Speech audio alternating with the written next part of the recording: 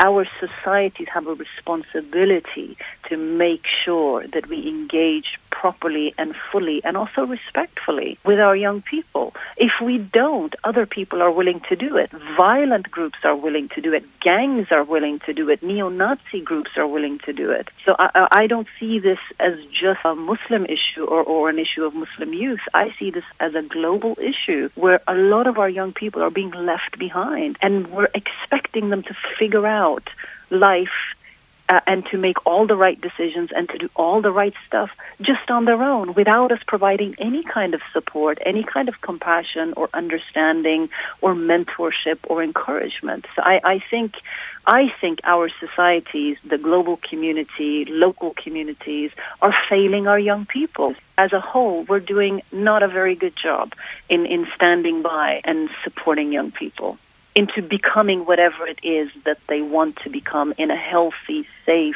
peaceful, positive way. It's a big job. We have to do it. The thing is, if we don't do it, who's going to? Things aren't going to fix themselves, and you can't fix things just by bombing people. As that's just, history has proven that just is not the way to go. We're going to have to commit to our young people. We're going to have to actually do this right, and be personally invested in it. And actually take the time to care. Really, it all comes down just to care. You have to care about people. You have to care about what happens to our young people. And I always try and say this, some of our young people have given up on themselves, and they've given up on us. And we must not give up on them.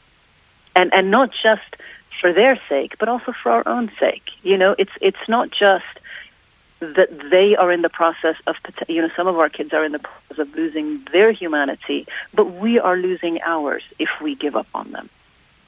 So we cannot prove their story right. The story they're telling themselves is that we don't care about them, is that we don't want them, is that we think they're a problem, and that we would rather do away with them. So we have to prove that wrong. Even when they act out, even when they push back and kick back, and we still have to hang in there. Because ultimately, we want them to be okay. That's the goal. The goal is not, I wish them dead. The goal is, I wish you to live, and I wish you to live fully and freely and happily. Might sound corny, but it's love that comes back to that. It always comes back to love. I had a really long conversation the other day with an ex-violent extremist, but not of the Muslim stripe, of the white supremacist. And I asked him, I said, what is it that changed it for you? And he said, look, the only thing that will disrupt hatred, even when it feels like maybe it's a corny answer, maybe it is a counterintuitive answer, but it is love. That's the only thing that will disrupt it. It really, really is. And I think now more than ever, in the climate that we're living in the political climate that we're in a lot of countries now, if we don't put love and empathy and compassion and understanding and caring and our shared humanity first, then what makes us different is where people are going to try and create even more divisions and wedges between us. And we have to do the opposite. What extremists on all sides of this game want is for the rest of us to hate each other, is for the rest of us to fear each other, and for the rest of us to become more divided. And at all cost, we have to resist that.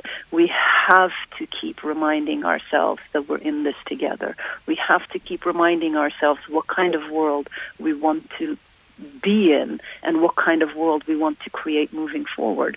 And surely the answer has to be that it has to be a world that includes all of us, where we all have a place, where we all have a voice, where we all have a purpose, where we all belong, and where we're all working towards something together that's good for as many of us as possible, and to do our utmost to make sure that no one's left behind.